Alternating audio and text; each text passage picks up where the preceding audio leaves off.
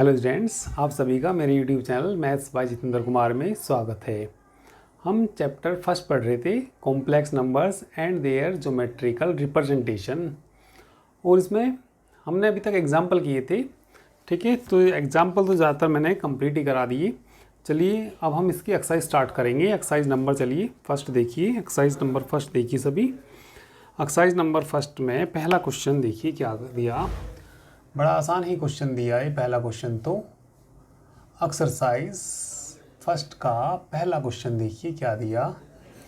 पहले क्वेश्चन में इन्होंने कहा find real numbers A and B. हमें रियल नंबर्स निकालने, ए और बी निकालने। गिवन देखिए क्या है इसमें। गिवन है हमारे पास A plus I B equal to 3 minus 2i upon 7 plus 4i ये दे रखा। तो किसकी वैल्यू फाइंड करनी है हमें यहाँ से? कैपिटल ए और कैपिटल बी की वैल्यू फाइंड करनी। तो हमें इसको क्या करना पड़ेगा, इसको ए प्लस आई बी की फॉर्म में लिखना पड़ेगा। तो इसको ए प्लस आई बी की फॉर्म में लिखने के लिए ये तो कितना हमारे पास A plus I B equal to 3 minus 2i upon 7 plus 4i। नीचे की वैल्यू देखनी पड़ेगी, उसके कॉन्जुगेट से मल्टीप्लाई और डिवाइड करना पड़ेगा। तो इसका कॉन्जुगेट कितना आएगा? 7 minus 4i upon 7 minus 4i। नीचे कॉन्जुगेट से मल्टीप्लाई और डिवाइड कर दिया, 7 minus 4i upon 7 minus 4i कर दिया। तो इनकी मल्टीप्लाई कर लीजिए। तो देखिए ए प्लस आई बी कितना आ जाएगा? ए प्लस आई बी इसकी मल्टीप्लाई करेंगे कितना? 21।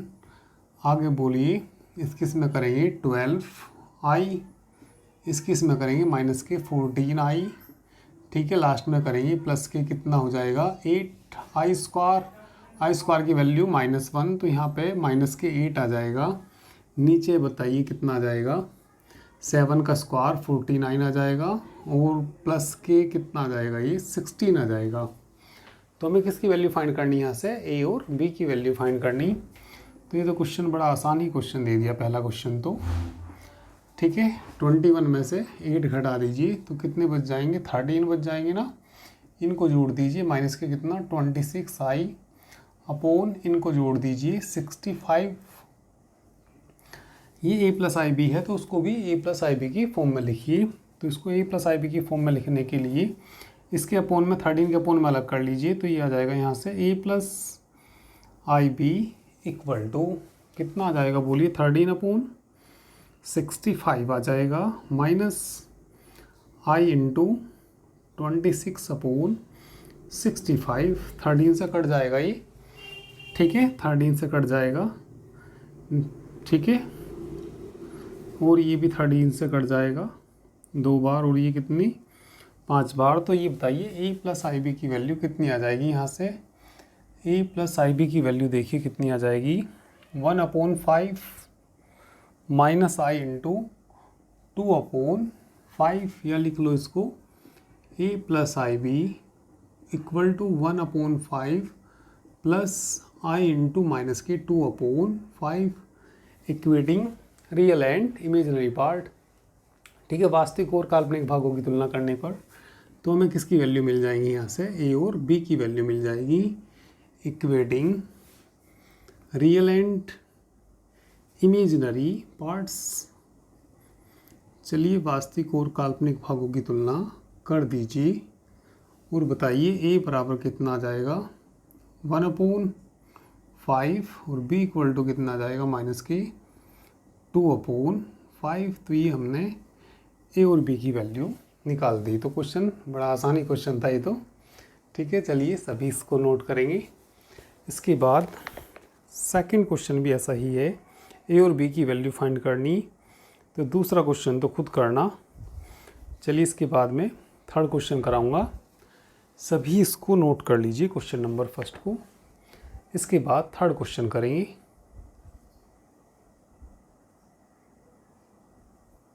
तो चलिए थर्ड क्वेश्चन देखिए। थर्ड क्वेश्चन में क्या कहा? Find the value of the principal argument. इसके 4 पार्ट दे रखे, तीसरे क्वेश्चन के 4 पार्ट दिए, और इनके क्या निकालने? प्रिंसिपल आर्ग्यूमेंट निकालने। तो तो इनकी प्रिंसिपल आर्ग्यूमेंट निकालने के लिए कुछ पोलर्स फॉर्म में वो तुम्हें डायरेक्ट याद रखनी होंगी। जैसे कि 1 बताइए किसके बराबर होता है। 1 की जो पोलर फॉर्म होती है इसको हम लिख सकते हैं कोस 0 प्लस कितना आई साइन 0। -1 बताइए किसके बराबर होता है। -1 होता है कितना cos pi plus I sine पाई। इसके बाद आई भी याद रखिए, आई किसके बराबर होता है cos pi by 2 plus I sine pi by 2। ये इसकी पोलर फॉर्म होती है। तो कुछ पोलर्स फॉर्म है ये, इनको डायरेक्ट याद रखिए। -i देखिए किसके बराबर cos pi by 2 minus I sine pi by 2 के बराबर। ठीक है, तो ये पोलर फॉर्म नोट कर लीजिए। ठीक है, तो ये डायरेक्ट हम कहीं पे 1 होगा तो कोस 0 प्लस आई साइन 0 लिख सकते हैं। -1 को कोस पाई प्लस आई साइन पाई, और आई किसके बराबर cos pi by 2 plus I sine pi by 2, और -i cos pi by 2 minus I sine pi by 2। तो ये कुछ पोलर्स फॉर्म है, इनको याद रखिए। और प्रिंसिपल आर्ग्यूमेंट क्या होता है, देखो कोई हमारे पास कॉम्प्लेक्स नंबर है x plus I Y R cos theta plus I sine theta, तो ये क्या कहलाती है, इसकी पोलर फॉर्म कहलाती है। ये फॉर्म क्या कहलाती है, इसकी पोलर फॉर्म, जहाँ r क्या है इसका आर्ग्यूमेंट और थीटा क्या है इसका, ठीक है, r क्या है इसका मॉडुलस और थीटा क्या है इसका आर्ग्यूमेंट। तो इसको हम इसकी पोलर फॉर्म बोलते हैं, या इसको हम इसकी ट्रिग्नोमेट्रिक फॉर्म भी बोलते हैं, और या इसको हम, ठीक है, मॉडुलस आर्ग्यूमेंट फॉर्म भी बोलते हैं। क्योंकि जहाँ r क्या है ये मॉडुलस है, मॉडुलस किसका है ये x प्लस आई वाई का, और थीटा क्या है इसका, ठीक है, आर्ग्यूमेंट। और ये थीटा प्रिंसिपल आर्ग्यूमेंट कब कहलाता है, थीटा इस किसी कॉम्प्लेक्स नंबर का प्रिंसिपल आर्ग्यूमेंट कब कहलाता है, यदि थीटा की वैल्यू किसके बीच आ जाए, pi minus pi less than theta less than equal to pi. यदि थीटा की वैल्यू माइनस पाई या प्लस पाई के बीच हो जाए या पाई के बराबर भी हो जाए, तो थीटा जो कहलाता है प्रिंसिपल आर्ग्यूमेंट कहलाता है। ठीक है, तो थीटा की वैल्यू यदि किसके बीच आएगी, माइनस पाई और प्लस पाई के बीच आएगी, तो थीटा क्या कहलाएगा, प्रिंसिपल आर्ग्यूमेंट कहलाएगा। ठीक है, तो ये वाली फॉर्म हमारी क्या कहलाती है, इसको हम पोलर फॉर्म बोल सकते हैं, या इसको हम इसकी ट्रिग्नोमेट्रिक फॉर्म कह सकते हैं, या मॉडुलस, ठीक है, और आर्ग्यूमेंट फॉर्म बोल सकते हैं। क्योंकि r क्या कहलाता है, ये मॉडुलस कहलाता है, किसका मॉडुलस कहलाता है, x प्लस आई वाई का, और थीटा क्या कहलाता है, ये argument of x plus I Y कहलाता है। ठीक है, तो इसलिए हम इसको मॉडुलस और आर्ग्यूमेंट फॉर्म भी बोलते हैं। चलिए नेक्स्ट क्वेश्चन, ठीक है, क्वेश्चन नंबर 3 का फर्स्ट पार्ट देखिए। क्वेश्चन नंबर 3 का फर्स्ट पार्ट, इसमें ये देखिए निकालना क्या है, इसमें find the value of principal argument of, हमें क्या निकालनी, प्रिंसिपल आर्ग्यूमेंट निकालना। किसका निकालना, फर्स्ट पार्ट में x दे रखा, क्या दे रखा, x, और सेकंड पार्ट भी दे रखा इसका -x दे रखा, थर्ड पार्ट में आई वाई दे रखा, और फोर्थ पार्ट में माइनस आई वाई दे रखा। सभी के क्या निकालने, चारों के क्या निकालने, प्रिंसिपल आर्ग्यूमेंट निकालने, वेयर x और y जो कि किससे बड़े हैं, 0 से। x भी ग्रेटर देन किससे दे रखा इन्होंने, 0 से, और y भी बड़ा है किससे, 0 से बड़ा है। तो इसको हम ऐसा लिख सकते हैं, यदि हमें इसका प्रिंसिपल आर्ग्यूमेंट निकालना, तो इसको हम लिख सकते हैं x इंटू 1, x इंटू 1 को क्या लिखेंगे, कोस 0 प्लस आई साइन 0। देखो इन्होंने क्या कहा, x जो है किससे बड़ा है, 0 से, तो ये हमने इसकी कौन सी फॉर्म लिख दी, इसकी पोलर फॉर्म लिख दी, क्योंकि ये वाली वैल्यू इसका क्या कहलाएगी, मॉडुलस। यदि ये मॉडुलस है तो ये किससे बड़ा होगा, 0 से बड़ा होगा। किसी भी नंबर का जो मॉडुलस है वो हमेशा किससे बड़ा होता है, 0 से बड़ा होता है। तो इन्होंने लास्ट में दे रखा कि x और y किससे बड़े हैं, 0 से बड़े हैं, तो ये हमने इसकी क्या लिख दी, इसकी पोलर फॉर्म लिख दी। यहाँ से थीटा की वैल्यू देखिए, थीटा की वैल्यू कितनी, यहाँ से 0, तो इसका प्रिंसिपल आर्ग्यूमेंट कितना आएगा, 0। यदि थीटा की वैल्यू किसके बीच आ जाए, minus pi less than equal to pi आ जाए, तो थीटा क्या कहलाता है? Principal argument. तो थीटा बराबर 0, देखिए इनके बीच है या नहीं है, तो इन्हीं के बीच आएगा, ये 0 जाएगा। तो यहाँ पे लिख देंगे hence principal argument of X, hence, ठीक है, प्रिंसिपल आर्ग्यूमेंट ऑफ किसका? एक्स का कितना आ जाएगा? 0 के बराबर आ जाएगा। ठीक है, सेकंड पार्ट में देखिए क्या दिया। सेकंड पार्ट में माइनस एक्स दिया, तो माइनस एक्स दिया, एक्स बड़ा है 0 से, तो हम इसको लिख लेंगे एक्स इंटू -1। -1 वहाँ पे देखिए किसके बराबर होता है? पोलर फॉर्म में लिख लीजिए, कोस पाई प्लस कितना? आई साइन पाई। तो कौन सी फॉर्म आ गई? इसकी पोलर फॉर्म आ गई। तो थीटा की वैल्यू बताइए कितना? पाई। और यदि थीटा किसके बीच आ जाए, मैंने अभी थोड़ी देर पहले ही बताया तुम्हें, -pi less than equal to pi, pi के बराबर भी हो सकता है, तो यहाँ पाई के बराबर ही आ गया। तो यहाँ प्रिंसिपल आर्ग्यूमेंट कितना आएगा? पाई के बराबर आएगा। तो लिख देंगे हैंस, सेकंड पार्ट में जो hence principal argument, hence principal argument of किसका? -x का। तो देखिए किसके बराबर आ जाएगा? इक्वल टू कितना आ जाएगा? पाई आ जाएगा। तो ये इसका आंसर आ गया। ठीक है, इसके बाद से इसका थर्ड पार्ट देखिए, चलिए पहले से नोट करिए और वो भी उधर से नोट कर लीजिए। ठीक है, उधर से भी नोट कर लीजिए, जल्दी से इसको नोट करिए। इसके बाद हम तीसरे का थर्ड पार्ट करेंगे। इनमें हमें क्या निकालने? सभी के प्रिंसिपल आर्ग्यूमेंट निकालने। तो चलिए तीसरे का थर्ड पार्ट देखिए। अब चलिए तीसरे के थर्ड पार्ट में देखिए क्या दिया। तीसरे के थर्ड पार्ट में आई वाई क्या निकालना है? इसका प्रिंसिपल आर्ग्यूमेंट निकालना। तो देखिए क्या लिख लेंगे? y इंटू आई नहीं लिख सकते इसको? अभी मैंने बताया था आई किसके बराबर होता है? कोस π/2 प्लस आई साइन π/2। तो इसका प्रिंसिपल आर्ग्यूमेंट कितना आ जाएगा? π/2 आ जाएगा। ठीक है, ऐसे 4 देखिए क्या दिया। 4 में दिया -k आई वाई। तो इसको क्या लिख लेंगे? y इंटू -i लिख लेंगे। तो y इंटू इसको देखिए क्या लिखेंगे? -i बताया था अभी मैंने किसके बराबर? कोस π/2 माइनस आई साइन π/2 के बराबर।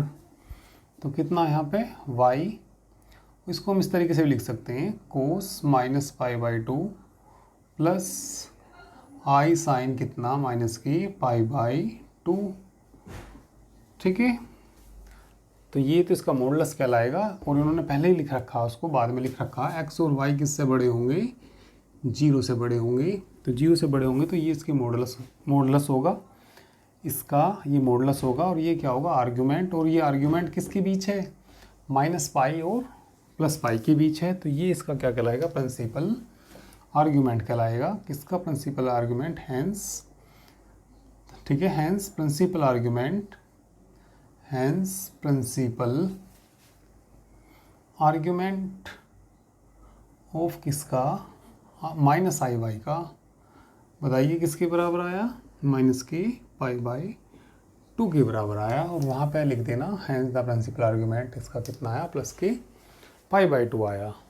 ठीक है, तो ये तो इसके चारों पार्ट हो गए, इनको करिए।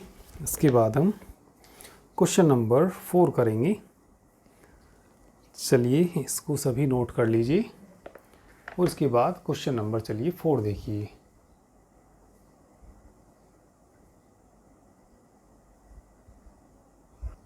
चलिए तो क्वेश्चन नंबर 4 पढ़ेंगे। Find the moduli and arguments of the following complex number. कुछ ये कॉम्प्लेक्स नंबर दिए, इनका हमें मॉडुली यानी कि मॉडुलस ही निकालना, एंड आर्ग्यूमेंट और आर्ग्यूमेंट निकालना of the following complex numbers. तो ये देखिए पहला कॉम्प्लेक्स नंबर क्या दिया 4 के फर्स्ट पार्ट में। 4 के फर्स्ट पार्ट में देखिए 1 - i अपॉन 1 + i। इसका हमें मॉडुलस निकालना और क्या निकालना है? इसका आर्ग्यूमेंट निकालना। तो इसका मॉडुलस और आर्ग्यूमेंट निकालने के लिए पहले इसको a प्लस आई बी की फॉर्म में लिख लीजिए। a प्लस आई बी की फॉर्म में लिखने के लिए नीचे के कॉन्जुगेट से मल्टीप्लाई और डिवाइड करेंगे। 1 प्लस आई है तो नीचे का कॉन्जुगेट कितना आएगा, 1 माइनस आई अपॉन कितना, 1 माइनस आई, ऊपर 1 माइनस आई का होल स्क्वायर हो जाएगा, अपॉन में कितना 1 का स्क्वायर 1 ही, माइनस कितना आई स्क्वायर, ऊपर इसका होल स्क्वायर खोल दीजिए। बोलिए 1 प्लस आई स्क्वायर माइनस 2i अपॉन 1, आई स्क्वायर की वैल्यू -1 माइनस माइनस प्लस हो जाएगा, आई स्क्वायर की वैल्यू -1 माइनस 2i अपॉन 2, 1 से 1 कट जाएगा, 2 से 2 भी कट जाएगा, कितना आ जाएगा माइनस के आई। और माइनस आई को बोलिए क्या लिख सकते हैं, माइनस आई को लिख सकते हैं कितना, cos pi by 2 minus I sine pi by 2। ठीक है, तो इसको भी क्या लिख लेंगे, 1 चलिए बाहर लिख लिया, और हम इसको ऐसा लिख सकते हैं कोस माइनस पाई बाई 2 लिख सकते हैं, क्योंकि कोस माइनस थीटा प्लस के कोस थीटा ही होता है, और यहाँ पे प्लस आई साइन कितना माइनस के पाई बाई 2।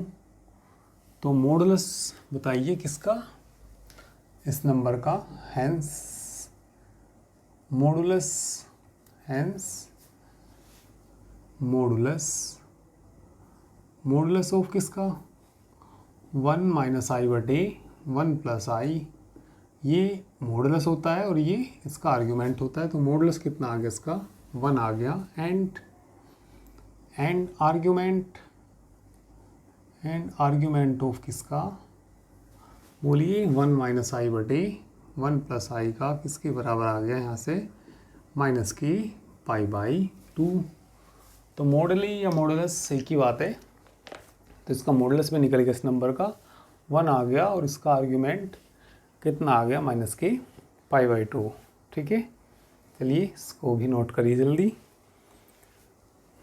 इसको नोट कर लीजिए जल्दी से। चलिए इसका सेकंड पार्ट खुद करना, मैं चलिए थर्ड पार्ट कराऊंगा इसका, 4 का थर्ड पार्ट देखिए।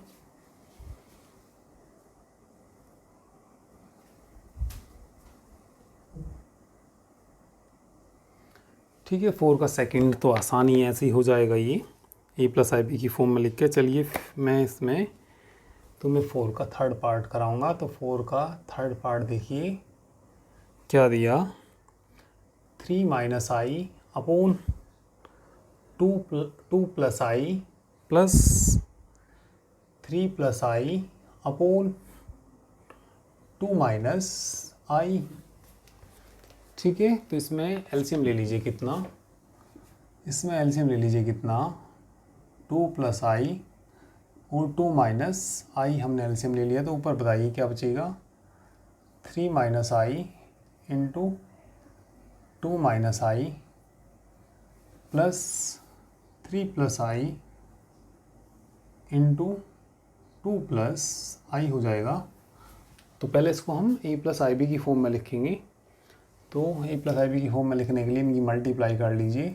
बोलिए कितना, 6 माइनस की 3i माइनस की 2i प्लस की 6 प्लस की 3i माइनस की 2i। अच्छा, एक वैल्यू तो रहेगी इसमें, इसकी उसकी मल्टीप्लाई भी करेंगे, प्लस के कितना हो जाएगा आई स्क्वायर। ठीक है, अब करिए इसकी इसमें मल्टीप्लाई, प्लस के कितना 6 प्लस 3i प्लस की 2i प्लस की आई स्क्वायर, अपॉन में देखिए कितना, अपॉन में आ जाएगा 2 का स्क्वायर 4 माइनस आई का स्क्वायर प्लस 1 हो जाएगा। ठीक है, 3i से 3i कैंसिल हो जाएगा, 2i कैंसिल हो जाएगा, तो 6 को जोड़ दीजिए 12 माइनस 1 माइनस की 2 अपॉन में कितना 5। ठीक है, तो कितना आ जाएगा ये बोलिए, ऊपर आ जाएगा 10 अपॉन में कितना 5, कितना बच जाएगा 2 को क्या लिख सकते हैं, 2 इंटू 1 को क्या लिखेंगे, कोस 0 प्लस आई साइन 0। तो ये तो मॉडुलस कहलाता है और ये क्या कहलाता है इसका आर्ग्यूमेंट। तो मॉडुलस तो 2 आ गया इसका। मॉडुलस किसका, मॉडुलस बोलिए किसका, मॉडुलस ऑफ किसका 3 माइनस आई अपॉन 2 प्लस आई प्लस 3 प्लस आई अपॉन 2 माइनस आई का किसके बराबर आया ही 2 के बराबर। ठीक है, और इसका क्या निकालना था हमें, आर्ग्यूमेंट निकालना। तो आर्ग्यूमेंट बता दीजिए, आर्ग्यूमेंट बोलिए, आर्ग्यूमेंट ऑफ किसका 3 माइनस आई बटे 2 प्लस आई प्लस 3 प्लस आई बटे 2 माइनस आई किसके बराबर आया, ये 0 के बराबर आया। ठीक है, तो चलिए इसको भी जल्दी से नोट करिए, जल्दी नोट करिए इसको भी। तो ये भी आसान ही क्वेश्चन था। आंसर, इसका आंसर भी चेक कर लीजिए। तो आंसर इसका बिल्कुल सही है, मॉडुलस 2 आ गया और आर्ग्यूमेंट 0। ठीक है, तो आंसर इसका बिल्कुल सही है। सेकंड पार्ट आसान ही है, हो जाएगा। चलिए क्वेश्चन नंबर अब 5 देखिए, क्वेश्चन नंबर चलिए 5 देखिए। चलिए इसके बाद क्वेश्चन नंबर 5 देखिए। क्वेश्चन नंबर 5 में देखिए, बुक में पढ़िए सभी क्या दिया। क्वेश्चन नंबर 5 बड़ा अच्छा क्वेश्चन है। Question number 5, so that the origin and the points representing the roots of the equation Z square plus P Z plus Q बराबर 0 form an equilateral triangle if P square equal to 3q। देखो एक तो point दे रखा origin, so that the origin, एक point क्या दे रखा, ओरिजिन दे रखा, और पॉइंट्स जो रिप्रेजेंट करते हैं इस इक्वेशन के रूट्स।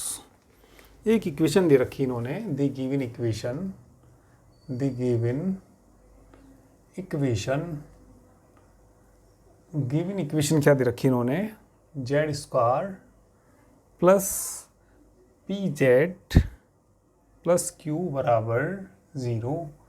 तो कितने डिग्री की इक्वेशन है ये, 2 डिग्री की। तो इसके रूट्स कितने होंगे, 2 रूट्स होंगे।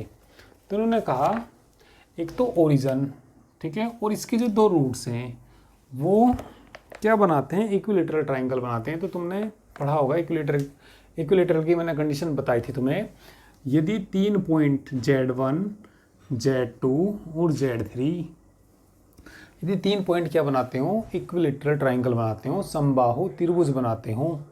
तो यदि ये समबाहु त्रिभुज बनाते हो तो उसकी कंडीशन क्या होती है, उसकी कंडीशन ये होती है Z1 square plus Z2 square plus कितना Z3 स्क्वायर इक्वल टू किसके बराबर, Z1 Z2 plus Z2 Z3 plus Z3 Z1।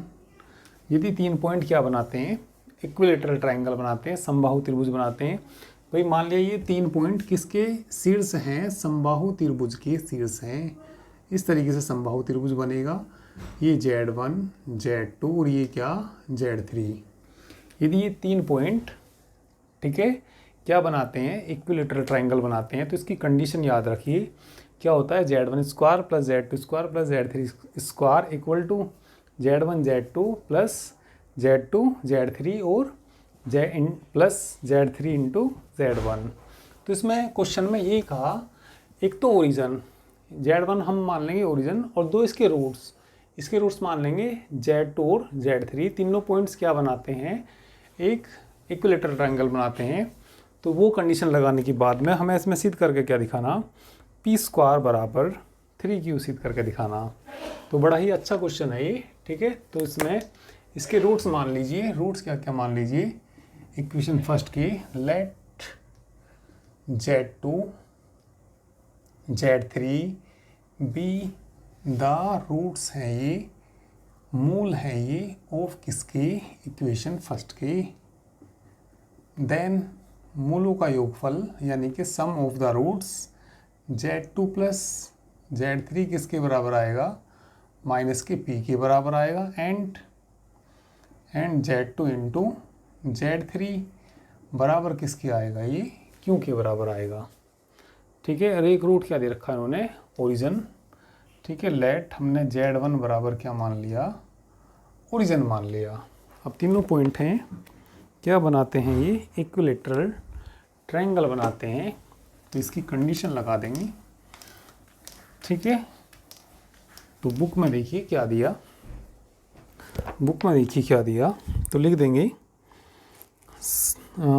ये लिख देंगे सिंस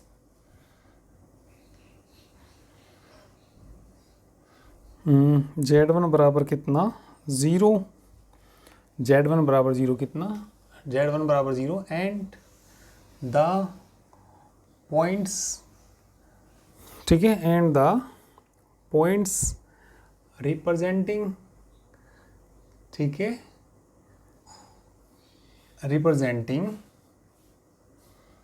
ठीक है, एक तो कौन सा पॉइंट Z1 बराबर 0 और 2 पॉइंट और जो इसके क्या हैं वे रूट्स हैं, इसके क्या हैं वो मूल हैं, ठीक है, इसके क्या है वो मूल है, and the points representing the roots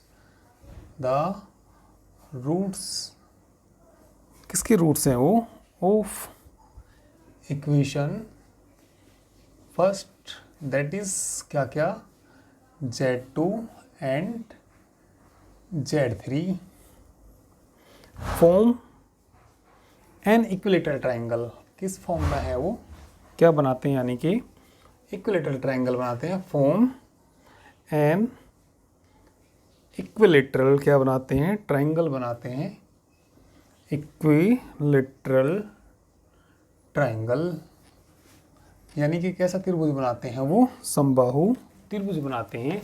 since एक तो पॉइंट कौन सा Z1 और जो इसके रूट्स हैं, इसके रूट्स कौन है, दो कौन कौन है, Z1 और Z2 क्या बनाते हैं, इक्विलेटरल ट्राइंगल, ठीक है। तो देन बताइए तब क्या आ जाएगा, इसकी कंडीशन बताइए क्या आ जाएगी, Z1 स्क्वायर अभी मैंने बताया था, Z1 square Z2 square plus Z3 square बराबर किसके, Z1 Z2 plus Z2 Z3 plus Z3 Z1, ये इक्विलेटरल ट्राइंगल की कंडीशन होती है। तो Z1 किसके बराबर है, 0 के बराबर है, तो पुट कर दीजिए इसमें, पुटिंग Z1 इक्वल टू क्या रख दीजिए 0, तो ये 0 हो जाएगा, तो यहाँ से बताइए क्या जाएगा, Z2 square plus Z3 square, Z1 की जगह इसमें 0 रखेंगे तो ये तो 0 हो जाएगा, प्लस Z2 Z3 और वो लास्ट वाला क्या हो जाएगा 0 हो जाएगा, ठीक है। और यहाँ पे शुरू वाला ये क्या हो गया था 0। तो इसको फॉर्मूला बनाने के लिए भाई A square plus B square plus 2 A भी चाहिए, तो हम इसमें देखिए क्या जोड़ना पड़ेगा, भाई Z2 का स्क्वायर है ये प्लस कितना Z3 का स्क्वायर है, अपने पास से क्या जोड़ना पड़ेगा 2Z2 Z3 मैंने जोड़ दिया, तो नहीं घटाना भी पड़ेगा, या उधर जोड़ दीजिए, उधर ले जाएंगे उसको घटाने वाले को, तो उधर बता दीजिए कितना हो जाएगा 3, एक तो है ये और 2 उधर जाके 3 हो जाएंगे, ये 2Z2 Z3, तो ये बताइए किसका होल स्क्वायर हो जाएगा, ये होल स्क्वायर हो जाएगा Z2 प्लस Z3 का होल स्क्वायर हो जाएगा, इक्वल टू कितना 3Z2 Z3। ये बताइए Z2 प्लस Z3 किसके बराबर है, -P, और ये किसके बराबर है, क्योंकि तो P स्क्वायर बराबर किसके आ जाएगा, ये 3Q के आ जाएगा, ठीक है। चलिए इसको नोट करिए, जल्दी से इसको नोट करिए, बड़ा अच्छा क्वेश्चन है ये, क्वेश्चन नंबर 5 है ये, ठीक है। चलिए इससे आगे मैं इधर कर दूंगा, तुम इतना नोट करिए,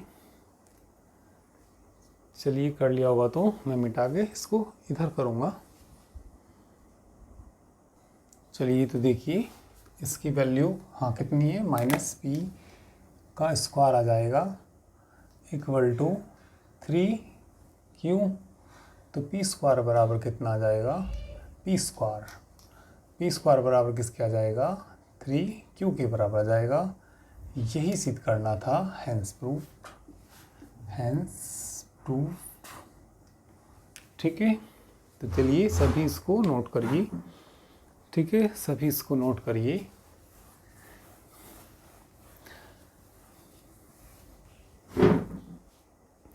चलिए नोट कर लिया होगा, तो आज का तो ये हमारा कुछ थोड़ा छोटा ही लेक्चर होगा, ठीक है। देखो हमारा जो पेड कोर्स चलता है वो PCM गुरु एप्लीकेशन पे चलता है, ठीक है। तो जिसको भी BSc थर्ड ईयर का ये पेड कोर्स लेना, सारी बुक का सारा कोर्स लेना, क्योंकि ये ठीक है, क्योंकि यूट्यूब पे तो सारी वीडियो नहीं आती, कुछ ही वीडियो आती हैं। तो जिसको कंप्लीट कोर्स चाहिए तो वो PCM गुरु एप्लीकेशन डाउनलोड करें। ठीक है, तो PCM इसका जो लिंक है PCM गुरु एप्लीकेशन का, वो वीडियो के डिस्क्रिप्शन में भी दे दिया जाएगा, वो या सीधा प्ले स्टोर पर जाके इसको डाउनलोड कर सकते हैं। ठीक है, तो ये एक बुक का जो कोर्स होता है, अभी ये हमारी बुक एनालिसिस चल रही। ठीक है, तो एनालिसिस के हमारे 2 सेक्शन है, रियल एनालिसिस और कॉम्प्लेक्स एनालिसिस। अभी हम इसमें सबसे पहले कॉम्प्लेक्स एनालिसिस पढ़ रही हैं। तो कॉम्प्लेक्स एनालिसिस का भी हमारा अभी चैप्टर फर्स्ट ही चल रहा है। ठीक है, तो कंप्लीट कोर्स लेने के लिए PCM गुरु एप्लीकेशन डाउनलोड करेंगे। जो एक बुक की फ़ीस होती है मात्र 1200 रुपये पर बुक होती है। ठीक है, और अधिक जानकारी के लिए आप लोग इस नंबर पर व्हाट्सएप मैसेज कर सकते हैं 9690224488। ठीक है, तो चलिए आज के लिए इतना ही, बाकी नेक्स्ट टाइम ट्राई करेंगे।